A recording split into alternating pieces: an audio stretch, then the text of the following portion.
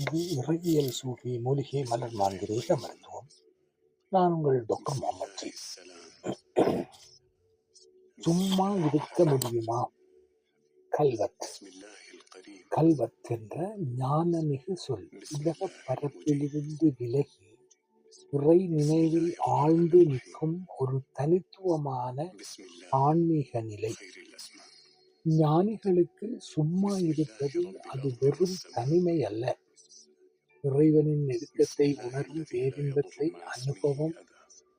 அந்த நிலையையே அவர்கள் சும்மா இருப்பது என்று கூறுகிறார்கள். சும்மா இருப்பது என்று கூறுவது இது சோம்பேறித்தனம் அல்ல, மாறாக மனம் இறைவனை நோக்கி முழுமையாக ஒருமுகப்படுகின்ற நிலையே ஆகும்.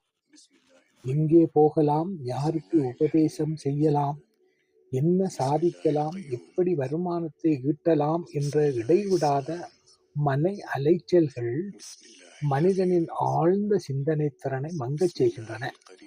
ஆகவே சில நேரங்களை அமைதிக்காக ஒதுக்குங்கள். உங்கள் மனமும் எண்ணமும் ஒன்று கூடும் நேரமே சும்மா இருப்பது. சும்மா இருக்கிறோமே, இப்போது என்ன செய்ய வேண்டும் என்ற எண்ணத்தில் கூட மூழ்காமல் அந்த அமைதியை இறை நினைவால் நிரப்புங்கள்.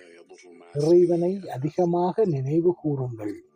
அப்போது அவனே உங்களை ஞானத்தால் வழிநடத்துவார். தேவையான அறிவையும் சரியான முடிவுகளையும் வாழ்க்கைக்கு தேவையான பொருளாதார வழிகளையும் அவனே திறந்து வைப்பான்.